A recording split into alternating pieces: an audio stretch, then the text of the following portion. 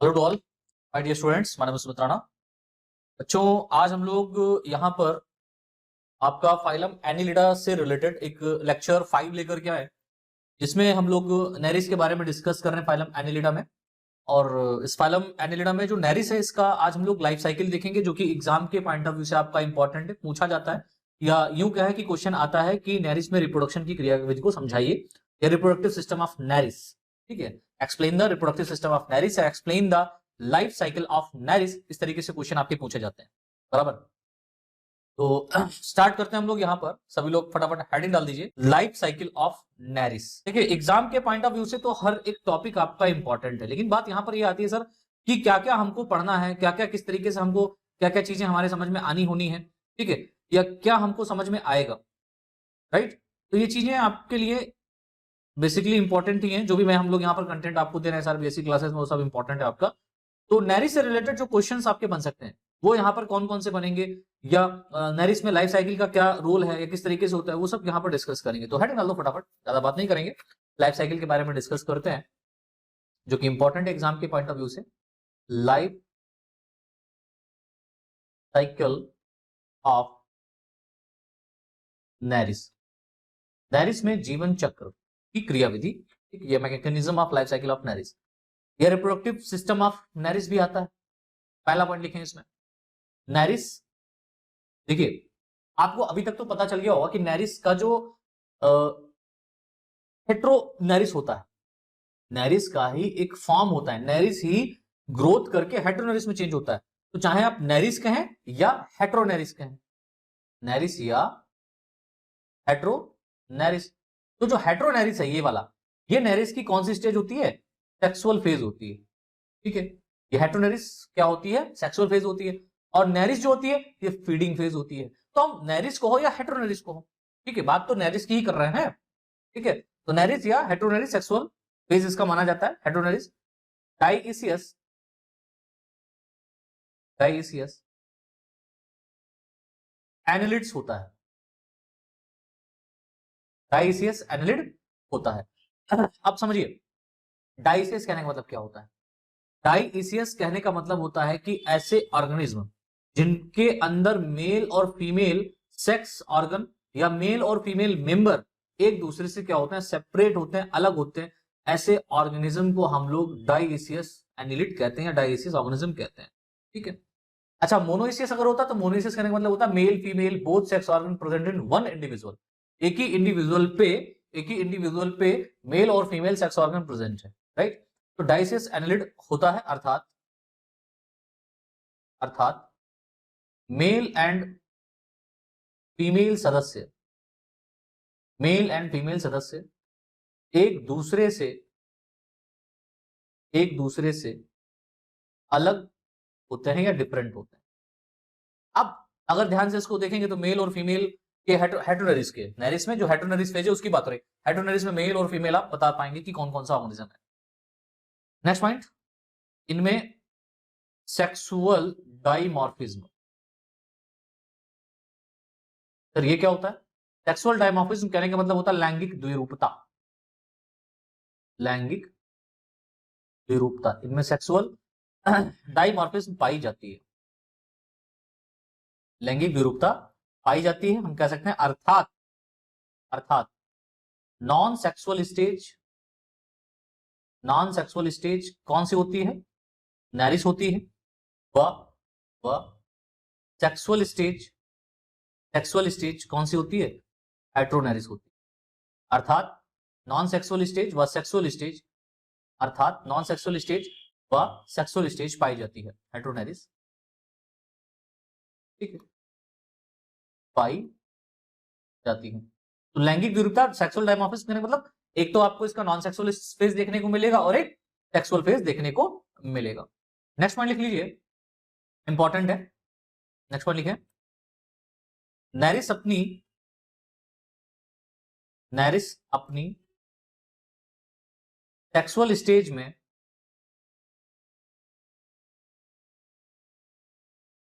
Heteronereis, Nereis अपनी sexual stage में क्या कहलाता है? हेट्रोनेरिस कहलाता है, जिसमें गोनेट्स, इसको हिंदी में कहते हैं जनद, इसमें गोनेट्स टेम्पररी मतलब एक टाइम पीरियड पे आकर के ही बनेंगे। टेम्पररी कहने का मतलब ही हो गया कि यहां पर विशेष तौर पर गोनेट हमेशा नहीं पाए जाएंगे। जब इसका ब्रीडिंग सीजन होगा तभी क्या होगा, यहां पर गोनेट यानी टेस्टिस और ओवरी, जनद, टेस्टिस और ओवरी क्या होंगे, प्रोड्यूस होंगे, हमेशा प्रोड्यूस नहीं रहते हैं। ठीक है, क्या लिखा, टेम्पररी या सीजनल, या सीजन में आप कह सकते हैं कि डेवलप होते हैं, टेम्पररी या सीजनल फॉर्म में अपने ब्रीडिंग सीजन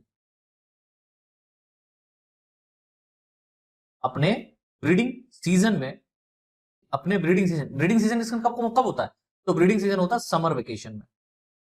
तो वेकेशन मतलब छुट्टियां होती हैं, जिस समय छुट्टियां होती है गर्मियों की हम लोग की, तो उस समय, तो समर सीजन जो होता है गर्मी के समय में, ठीक है, समर सीजन में ये क्या करता है, अपना ब्रीडिंग, इनका ब्रीडिंग सीजन होता है, सेक्सुअल फेज में ये चेंज होता है, तो समर सीजन में ही तो क्या लिखा, ब्रीडिंग सीजन में ही टेम्पररी फॉर्म या सीजनल फॉर्म में अपने ब्रीडिंग सीजन में ही डेवलप होते हैं। ठीक है, डेवलप होते हैं, एवं इनमें, ये भी याद रखिएगा, एवं इनमें दोनों डक्ट नहीं पाई जाती है, एब्सेंट होती है, दोनों डक्ट एब्सेंट होती है, नहीं पाई जाती है। अब जाहिर सी बात है कि जब दोनों डक्ट नहीं पाई जाएगी तो इनमें जो सीजनल जो यहां पर गोनेट्स डेवलप हुए हैं, लाइक मेल के अंदर टेस्टिस और फीमेल के अंदर ओवरी, तो जाहिर सी बात है इनमें जो गैमीट बनेगा, उन गैमीट्स को ये क्या करेगा, वाटर में डायरेक्टली ये क्या करता है, रिलीज कर देता है। ठीक है, तो कोई इसमें ये खास बात नहीं, कॉपुलेशन वगैरह नहीं हो रहा है इसमें। ठीक है, क्या करते हैं, अपने गोनेट्स को डायरेक्टली वाटर में ही क्या करते हैं, रिलीज कर देते हैं। अच्छा, जो गोनेट है इसके ऊपर छोटा सा एक पॉइंट हम लोग लिख लेते हैं, तब हम थोड़ा इसका लाइफ साइकिल अच्छे से और समझ पाएंगे।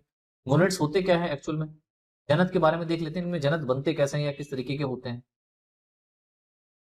जनत। ठीक है, तो पहला पॉइंट लिखे, हेट्रोनेरिस में गोनेट्स,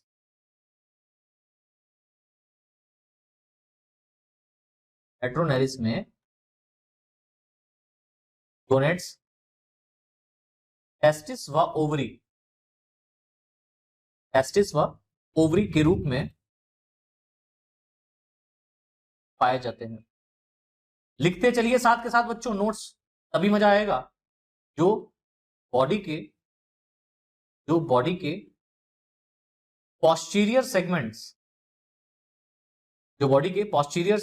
में डेवलप होते हैं, जो बॉडी के किस सेगमेंट्स में डेवलप होते हैं, पोस्टीरियर सेगमेंट्स में डेवलप होते हैं, तथा गैमीट का फॉर्मेशन कराते हैं। ठीक है, यह गैमीट्स स्पर्म व एग के रूप में प्रोड्यूस होते हैं, स्पर्म व एग के रूप में प्रोड्यूस होते हैं। बच्चों एक बात मैं यहां पर आप लोगों को थोड़ा सा पेन रोक करके बताना चाहूंगा। देखिए, फाइलम एनिलिडा में जितने भी सदस्य पाए जाते हैं, चाहे वो मैराइन वाटर हो चाहे वो टेरेस्ट्रियल हो, ठीक है, इनमें कुछ विशेष बात रहती है।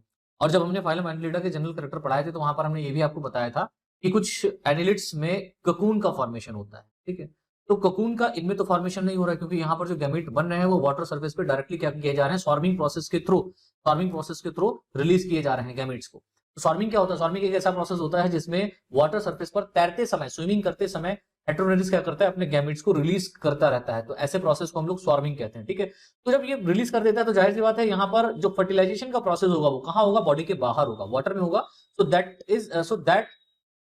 यहाँ पर क्या होगा, so that is called as external fertilisation. तो यहाँ पर जो फर्टिलाइजेशन होगा वो एक्चुअल में एक्सटर्नल फर्टिलाइजेशन होगा, इस बात को याद रखना। और मैंने आपको बताया था कि जब एक्सटर्नल फर्टिलाइजेशन होता है, बॉडी के बाहर जब फर्टिलाइजेशन होता है, बॉडी के बाहर ही गैमीट रिलीज किए जाते हैं, जाइगोट बनता है, डिवीजन होता है, तो फिर इनमें एक इंटरमीडिएट स्टेज पाई जाती है, प्रेजेंट होती है, जिसको हम लोग लार्वल स्टेज कहते हैं। और जो लार्वा यहाँ पर बन रहा है ये नेरिस के अंदर बन रहा है, इस बात को याद रखना। और ये नेरिस के अंदर जो लार्वा बनता है उसको हम लोग बोलते हैं ट्रोकोफोर लार्वा। कौन सा लार्वा कहते हैं, ट्रोकोफोर लार्वा। तो ये विशेषकर आप याद रखिएगा कि ट्रोकोफोर लार्वा किसमें डेवलप होता है, तो एनिलिड में डेवलप होता है। अच्छा, ट्रोकोफोर लार्वा जरूरी नहीं कि एनिलिड्स में ही हो, इसके अलावा ये मोलस्का में भी होता है और अन्य सदस्यों में भी ट्रोकोफोर लार्वा जैसी संरचना पाई जाती है, ट्रोकोफोर लार्वा डेवलप होता है। ठीक है, अन्य सदस्यों में भी इस तरीके का हम क्या कह सकते हैं, जो लार्वा होता है वो डेवलप होता है। ठीक है, तो ज्यादा कुछ याद रखने के पॉइंट नहीं है इसमें, लेकिन ये है कि जितने भी पॉइंट्स हैं वो इंपॉर्टेंट है आपके एग्जाम के पॉइंट ऑफ व्यू से भी, जो आपके पूछे जा सकते हैं। ठीक है, तो क्या लिखा, स्पर्म्स व एग के फॉर्म में प्रोड्यूस होते हैं। नेक्स्ट पॉइंट लिख लीजिए, नैरिस में प्रोड्यूस होने वाले, नैरिस में प्रोड्यूस होने वाले स्पर्म्स माइन्यूट, माइन्यूट मतलब स्मॉल, छोटे, सूक्ष्म, माइन्यूट साइज वाले, माइन्यूट साइज के व रॉड शेप्ड स्ट्रक्चर के होते हैं। माइन्यूट साइज के व रॉड शेप स्ट्रक्चर के होते हैं। सूक्ष्म होंगे, माइन्यूट साइज के होंगे, सूक्ष्म आकार के होंगे और रॉड शेप स्ट्रक्चर को शो करेंगे। ठीक है, होते हैं जो हेड व टेल रीजन में, जो हेड व टेल में डिवाइड रहते हैं, डिवाइड रहते हैं। नेक्स्ट पॉइंट, नैरिस में प्रोड्यूस होने वाले या प्रोड्यूस होने वाला या होने वाले एग्स या ओवा कैसे होंगे, लार्ज होंगे। जब ये माइन्यूट साइज का होगा तो ये लार्ज साइज के व राउंड शेप के, गोलाकार राउंड शेप स्ट्रक्चर के होते हैं। ठीक है, के होते हैं, जिसमें ये खास बात है, जिसमें यॉक ग्रेन्यूल्स, जिसमें यॉक ग्रेन्यूल्स हरे रहते हैं या फिल्ड रहते हैं तथा विटेलाइन एनवलप, एक मेम्ब्रेन पाई जा रही है, एक खोल पाया जा रहा है इस के चारों, जिसको हम लोग विटेलाइन एनवलप कहते हैं, के द्वारा बाउंडेड या कवर्ड रहते हैं। विटेलाइन एनवलप के द्वारा बाउंडेड या कवर्ड रहते हैं। अगला पॉइंट लिख लीजिए फटाफट, नैरिस की सेक्सुअल स्टेज, यानी कि जो नैरिस की सेक्सुअल स्टेज पाई जा रही है उसकी बात हो रही है।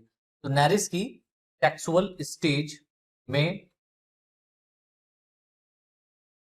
बॉडी के मोस्ट ऑफ पार्ट्स या बॉडी के मोस्ट ऑफ सेगमेंट्स यानी अधिकांश सेगमेंट, और ये कौन सा सेगमेंट, पोस्टीरियर सेगमेंट, तो ऐसे लिख लें, बॉडी के अधिकांश पोस्टीरियर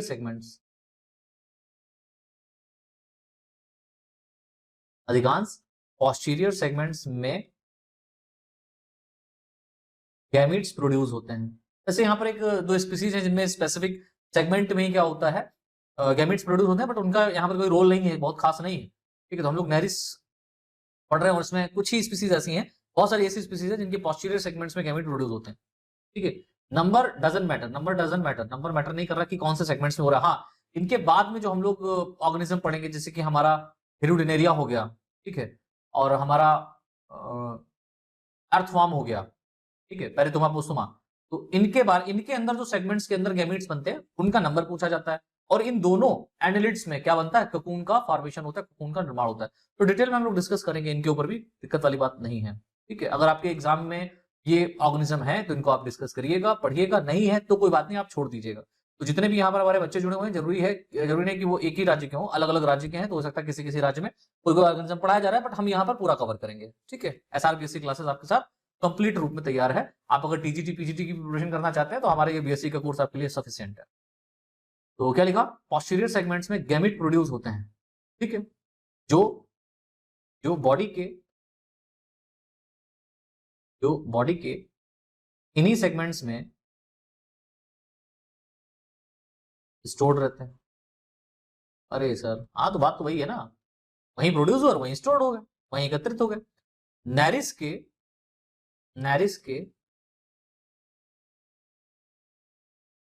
के बॉडी में दोनों डक्ट, मैंने बताया था ना अभी, नेरिस की बॉडी में गोनोडक्ट क्या होती है, एब्सेंट होती है। नेरिस की बॉडी में गोनोडक्ट एब्सेंट होती है, अर्थात इनमें प्रोड्यूस होने वाले गैमीट्स डायरेक्टली मैराइन या सी वाटर, में रिलीज कर दिए जाते हैं। डायरेक्टली वाटर या मैराइन वाटर में रिलीज कर दिए जाते हैं। अच्छा, इसके बाद में जैसे ही ये रिलीज हो जाएंगे गैमेट्स, तो क्या उनका प्रोसेस होगा, तब होगा फर्टिलाइजेशन। तो हेडिंग डाल दो, फर्टिलाइजेशन। अब अगर आपसे लाइफ साइकिल पूछी जाए तो आप यहीं से स्टार्ट करेंगे, फर्टिलाइज, क्योंकि इसमें कॉपुलेशन का प्रोसेस होता नहीं। बस आपको क्या लिखना पड़ेगा, जैसे लाइफ साइकिल ऑफ नेरिस लिखने को है, reproductive system life cycle of Nereis में आप पहले तो ये थ्योरी अगर चाहें तो लिख दीजिएगा, नहीं लिखना चाहे तो आप सिर्फ इतना लिख दीजिएगा कि नेरिस में ब्रीडिंग सीजन के समय क्या बनते हैं, गैमेट्स का फॉर्मेशन होता है, जो कि स्वार्मिंग प्रोसेस के थ्रू वाटर सरफेस पर ये तैरता है अपने ब्रीडिंग सीजन में, और तैरते तैरते ही ये क्या करता है, अपने गैमेट्स को वाटर में ही रिलीज कर देता है। वाटर में रिलीज होने के बाद में गैमेट्स आपस में फ्यूज होंगे और ये जाइगोट बनाएगा। तो ये फ्यूजन और जाइगोट कहां बनता है, फर्टिलाइजेशन प्रोसेस में बनता है। इतना लिखने के बाद में आप हेडिंग डालिएगा फर्टिलाइजेशन, इसमें लिख दीजिएगा क्या लिखे, हेट्रोनेरिस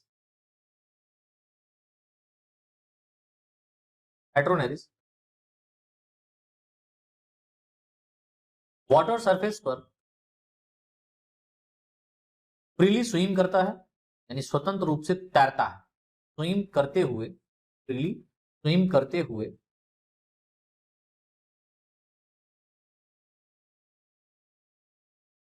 अपने गैमेट्स को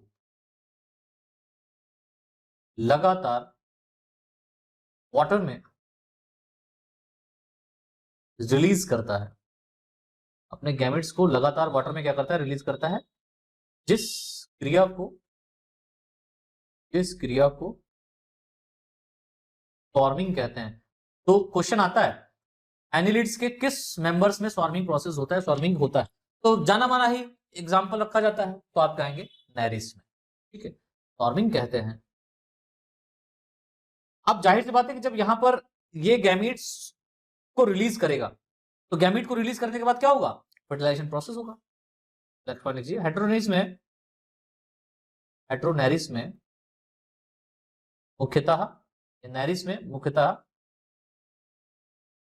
एक्सटर्नल फर्टिलाइजेशन। अब जाहिर सी बात है कि जब भैया कहां डाला गया, वाटर के अंदर गैमेट्स को रिलीज किया गया, तो वाटर के अंदर किया गया, बॉडी के बाहर, वाटर के अंदर मींस बॉडी के बाहर, तो ये एक्सटर्नल फर्टिलाइजेशन हुआ, है ना। तो हेट्रोनेरिस में मुख्यतः एक्सटर्नल फर्टिलाइजेशन होता है जिसमें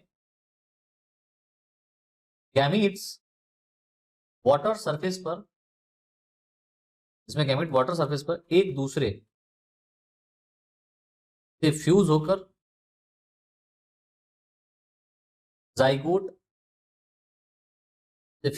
जाइगोट का निर्माण करते हैं, ठीक है। अब ये जो जाइगोट है, ये क्या करेगा, आगे चल करके डेवलपमेंट करता है। तो जाइगोट ही क्या करता है, आगे डेवलपमेंट करता है। तो हेडिंग पड़ जाएगी हमारी डेवलपमेंट। देखिए, एक तो मैं अगर चाहता तो यहां पर डेवलपमेंट का जो प्रोसेस है बहुत लंबा खींच सकता, लेकिन कुछ खास बातें बस वही आपको यहां पर डेवलपमेंट में समझना है, बहुत ज्यादा नहीं जाना है, क्योंकि एग्जाम में कम समय होता है, लिखना बहुत होता है, ठीक है। तो डेवलपमेंट में क्या लिखना है, देखिए, नेरिस में कैसा डेवलपमेंट होता है, इनडायरेक्ट। नेरिस में indirect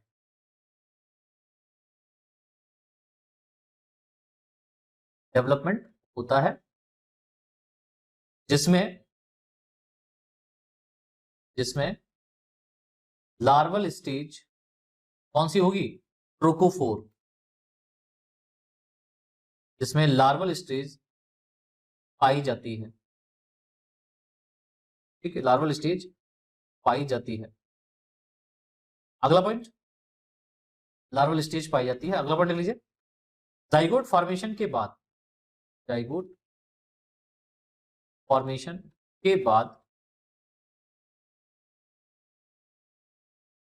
embryonic development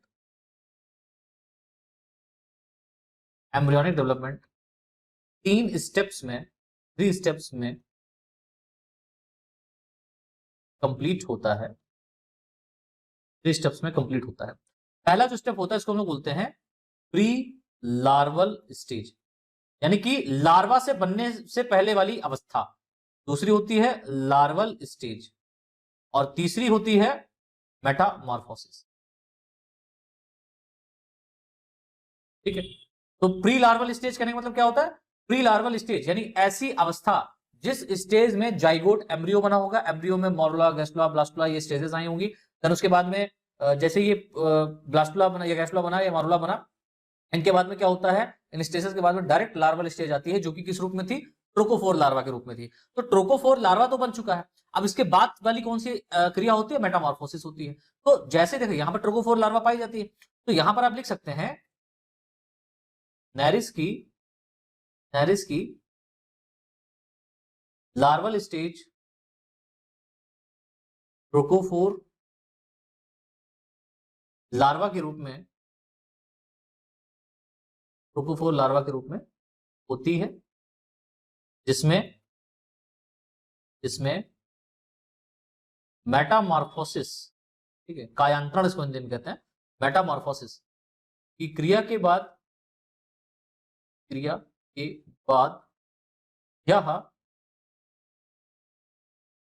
adult Nereis में चेंज हो जाता है। एडल्ट नेरिस में चेंज हो जाता है। तो ये तो बात हो गई हमारे किसके, नेरिस में गैमेट फॉर्मेशन से लेकर के फर्टिलाइजेशन तक और उसके डेवलपमेंट तक की। अब हम देखेंगे कि देखिए यहां पर लाइफ साइकिल ड्रॉ करने का रिप्रेजेंटेशन करने की जरूरत नहीं है। आगे के जो इंडिविजुअल मैं पढ़ाऊंगा तो उसमें लाइफ साइकिल आपको बताऊंगा, उसकी इंपॉर्टेंट है। यहां पर अब आपको स्पेशली जो शॉर्ट नोट आता है ना, वो आता है ट्रोकोफोर लार्वा पे। इस पे आता है ट्रोकोफोर लार्वा पे आता है। तो हेडिंग डाल दो सभी लोग, ट्रोकोफोर लार्वा, और हकीकत तो यह है कि इस पे शॉर्ट नोट पूछा जाता है। तो हेडिंग डाल दीजिए ट्रोकोफोर लार्वा। इस पे एग्जाम में कई बार शॉर्ट नोट आता है छोटा सा लिखने के लिए, और आपको डायग्रामेटिक ढंग से बनाना है। ठीक है, सिर्फ लिख करके छोड़ नहीं देना है। तो ट्रोकोफोर लार्वा में कुछ खास बातें हैं इसकी, जहां से आपके ऑब्जेक्टिव टाइप ऑफ क्वेश्चन भी बनते हैं। तो पहला पॉइंट लिख लीजिए, नेरिस के लाइफ साइकिल में फर्टिलाइजेशन के बाद प्रोड्यूस होने वाला एम्ब्रियो ट्रोकोफोर लार्वा का फॉर्मेशन करता है, दैट मीन्स निर्माण करता है। पहली बात। दूसरी बात, इस प्रकार का लार्वा मोलस्का तथा कुछ अदर फाइलम्स, ये जरूरी नहीं कि इसी में ही बनता है, उस प्रकार का लार्वा मोलस्का, फाइलम मोलस्का तथा कुछ अन्य फाइलम्स में भी पाया जाता है। ठीक है, अगला पॉइंट, नेरिस का ट्रोकोफोर लार्वा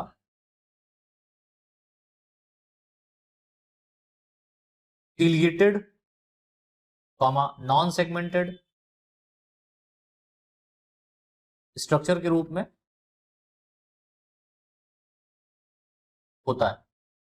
तो जो नेरिस का ट्रोकोफोर लार्वा होता है कैसा होता है? सिलिएटेड होता है और नॉन सेगमेंटेड, दैट मींस किसी भी प्रकार के सेगमेंट्स इसमें नहीं पाए जाते हैं। ठीक है, तो सिलिएटेड एंड नॉन सेगमेंटेड होता है। अगला पॉइंट फटाफट लिखो, इसके बॉडी में ओरल व एक एग ओरल सरफेस पाई जाती है। एक ओरल व एक एग ओरल क्या पाई जाती है? सरफेस पाई जाती है। नेक्स्ट पॉइंट, इस लार्वा के इस लार्वा के एंटीरियर एंड्स, इस लार्वा के एंटीरियर एंड्स पर एक एपिकल सेंसरी प्लेट, एक एपिकल सेंसरी प्लेट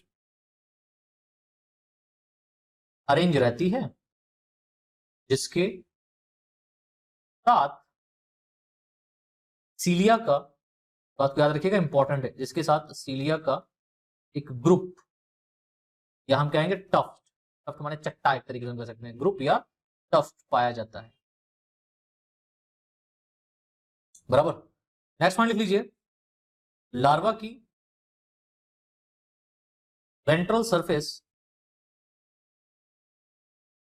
लार्वा की वेंट्रल सरफेस पर एक माउथ अरेंज रहता है, वेंट्रल सरफेस पर एक माउथ अरेंज रहता है, जिसके बोथ सरफेस पर सीलिया का, सीलिया का, जिसके बोथ सरफेस पर सीलिया द्वारा, ऐसे लिखें सॉरी, जिसके बोथ सरफेस पर, थोड़ा सा यहां पर सही करें, करेक्शन करें, जिसके बोथ सरफेस पर सीलिया द्वारा प्रोड्यूस बैंड्स अरेंज रहते हैं, जिन्हें प्री ओरल व पोस्ट ओरल सीलिएटेड बैंड कहते हैं। ठीक है, प्री ओरल व पोस्ट ओरल सीलिएटेड बैंड कहते हैं। जैसे कि यहां पर मैं आप लोगों को अगर ट्रोकोफोर लार्वा दिखाऊं तो कुछ इस तरीके से आपको देखने को मिलेगा, राइट। तो यहां पर आप देखिए मैंने क्या बताया, पर चलो मैं साथ के साथ टैली करता चलता हूं। देखिए मैंने बताया नेरिस के लाइफ साइकिल में फर्टिलाइजेशन के बाद प्रोड्यूस होने वाला एम्ब्रियो ट्रोकोफोर लार्वा का फॉर्मेशन करता है। ठीक है, इस प्रकार का लार्वा मोलस्का तथा कुछ अन्य फलन्स में भी पाया जाता है। नेरिस का trochophore larva ciliated non segmented होता है। तो यहाँ पर देखिए ये जो नेरिस का लार्वा है ये कैसा आपको दिखाई दे रहा है, ये सीलिएटेड दिखाई दे रहा है और नॉन सेगमेंटेड दिखाई दे रहा है। देखो यहाँ पर ये टफ्ट ऑफ सीलिया पाया जा रहा है, यहाँ पर देखिए लेटरल सरफेस पर क्या है, एपिकल सीलिया, ठीक है, या प्रोटोट्रॉक सीलिया के फॉर्म में ही पाया जा रहा है। फिर मैंने बताया कि इसके बॉडी में ओरल व एक एग ओरल सरफेस पाई जाती है, एक ओरल और एक एग ओरल सरफेस पाई जाती है। इस लार्वा के एंटीरियर एंड पर एक एपिकल सेंसरी प्लेट अरेंज रहती है, जिसके साथ सीलिया का एक ग्रुप टफ्ट पाया जाता है। तो यहाँ पर देखिए एंटीरियर एंड पर यहाँ पर देखिए एपिकल प्लेट पाई जा रही है। एंटीरियर एंड पर क्या पाई जा रही है, एपिकल प्लेट पाई जा रही है। यहीं पर एक आई स्पॉट या आई के समान स्ट्रक्चर पाया जाता है, और इस एपिकल प्लेट के ऊपर यहाँ पर देखिए टफ्ट लाइक स्ट्रक्चर पाया जा रहा है, गुच्छे के समान संरचना पाई जा रही है सीलिया के, ठीक है। और इस स्ट्रक्चर को हम लोग बोल रहे हैं क्या, एपिकल सीलिया। इसको हम लोग क्या बोलते हैं, एपिकल सीलिया। टफ्ट पाया जाता है जिसे हम लोग क्या कहते हैं, एपिकल सीलिया। तो एपिकल सेंसरी प्लेट, तो जो ये जो प्लेट पाई जा रही है कौन सी है, एपिकल सेंसरी प्लेट पाई जा रही है, और एपिकल सीलिया यहाँ पर क्या है, प्रेजेंट है। लार्वा की वेंट्रल सरफेस पर एक माउथ अरेंज रहता है, जिसके बोथ सरफेस पर सीलिया द्वारा प्रोड्यूस बैंड अरेंज रहते हैं, जिन्हें प्री ओरल व पोस्ट ओरल सीलिया कहते हैं। तो देखिए यहाँ पर वेंट्रल सरफेस पर क्या पाया जा रहा है, माउथ पाया जा रहा है, और इसके ऊपर बैंड्स पाए जा रहे हैं। माउथ में क्या पाए जा रहे हैं, बैंड पाए जा रहे हैं, और माउथ के अंदर की तरफ यहाँ पर ये जो स्पेस पाया जा रहा है इसको हम लोग स्टोमोडियम कहते हैं। और यहां पर आप देखिए जो माउथ का सरफेस है ना, ये अपर सरफेस, और यहां पर सीलिया पाया जा रहा है। तो ये वाला जो सीलिया का टफ्ट पाया जा रहा है इसको हम लोग क्या बोलते हैं, प्री ओरल सीलिएटेड प्लेट। उसको हम लोग क्या बोलते हैं, प्री ओरल सीलिएटेड प्लेट। और ये नीचे की तरफ जो पाया जा रहा है इसको हम लोग बोल रहे हैं post oral ciliated plate. Pre oral ciliated plate और post oral ciliated plate present रहता है। ठीक है, आगे लिखिए पॉइंट वाइज पॉइंट, एक पॉइंट को हम लोग टैली करते चलेंगे साथ के साथ।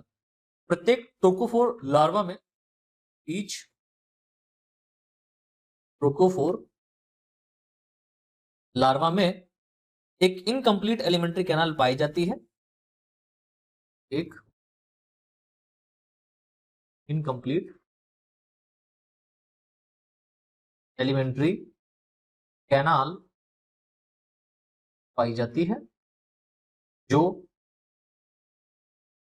बॉडी की वेंट्रल सरफेस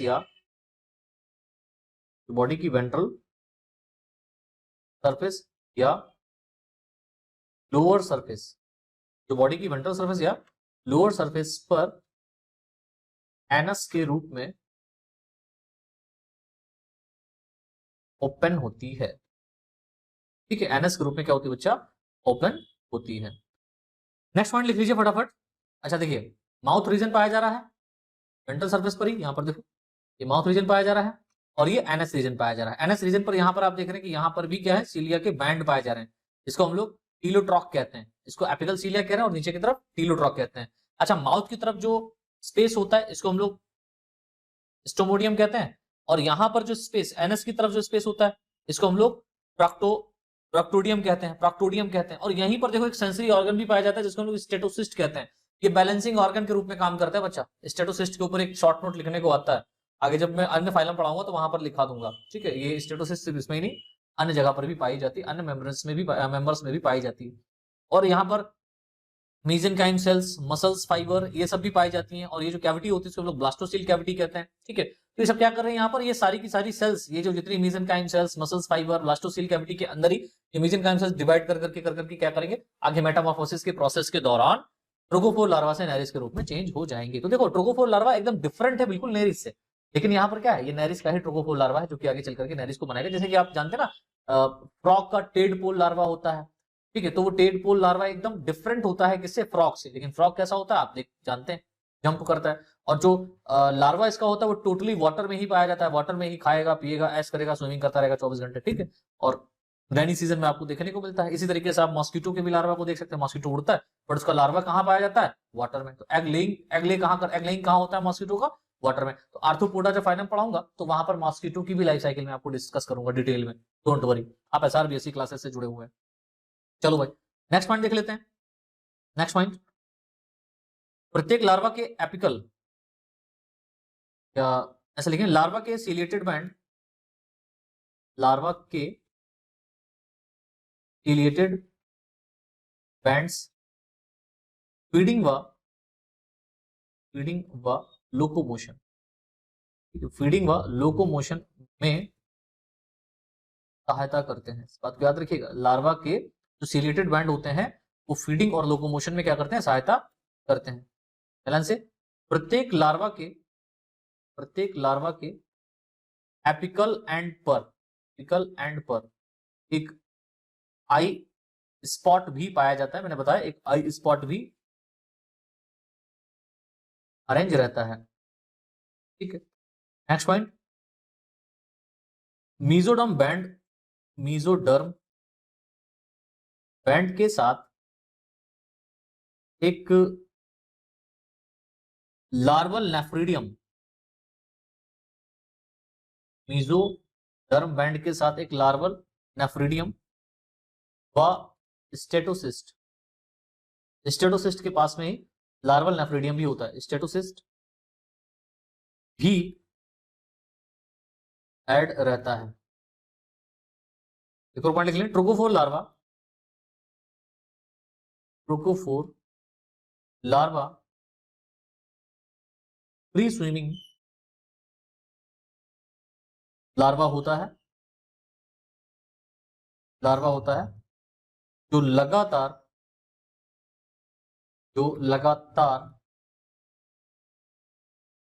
लगातार फीडिंग करने के बाद, फीडिंग मतलब खाना खाने के बाद, ये तैरता है और खाता है बस, इसके अलावा इसके पास और कोई दूसरा काम नहीं होता है। फीडिंग करने के बाद, ठीक है, फीडिंग करने के बाद मेटामॉर्फोसिस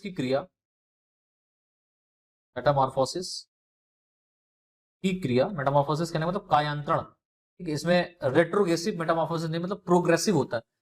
देखिए मेटामॉर्फोसिस, अगर आप एकाइनोडर्मेट्स में जाएंगे, एकाइनोडर्मेट जब आप पढ़ेंगे तो वहां पर एक ऑर्गेनिज्म पढ़ाया जाता है हेमिकॉर्डेटा, कॉर्डेट्स में हेमिकॉर्डेट रखा है और एकाइनोडर्मेट के बाद हेमिकॉर्डेट अलग कर दिया गया जिसमें बेलेनोग्लासेस आपका आता है।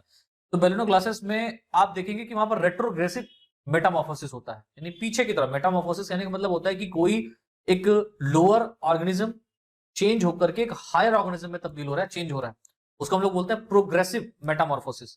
ठीक है, तो यहां पर प्रोग्रेसिव, हर एक ऑर्गेनिज्म प्रोग्रेसिव होता है, लेकिन एक अपवाद है क्या, कि बेलेनोग्लासेस में, ठीक है, या हर्डमानिया में कैसा होता है आपका, रेट्रोग्रेसिव मेटामॉर्फोसिस होता है। आगे पढ़ाया मैंने डिटेल में।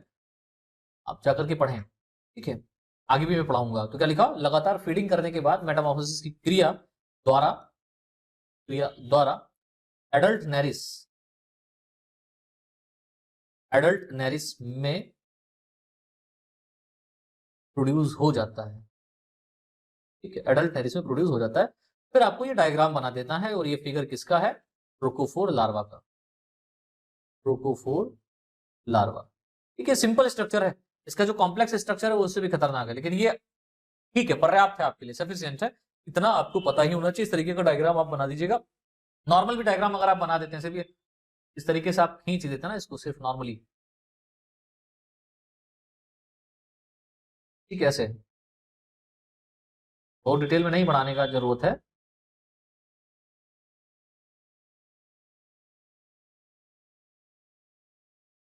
तो भी काम चल जाएगा, राइट। तो नेमिंग करते हैं अपना, आप हमसे अच्छा बना लेंगे, राइटिंग पैड पे अच्छा नहीं बन पाता है, खैर। तो ये तो बात हो गई हमारी किसकी, ट्रोको रिप्रोडक्टिव सिस्टम ऑफ नेरिस की, या लाइफ साइकिल ऑफ नेरिस, ठीक है। तो ये टॉपिक हमारा कंप्लीट होता है, और इसके बाद में हम लोग डिस्कस करेंगे नेरिस और हेटेरोनेरिस में डिफरेंस क्या है। तो हेटेरोनेरिस और नेरिस में क्या डिफरेंट है ये आपका आता है, ठीक है। तो इसके बारे में डिस्कस करेंगे। तो आज के लिए बच्चों इतना ही, बहुत बहुत धन्यवाद।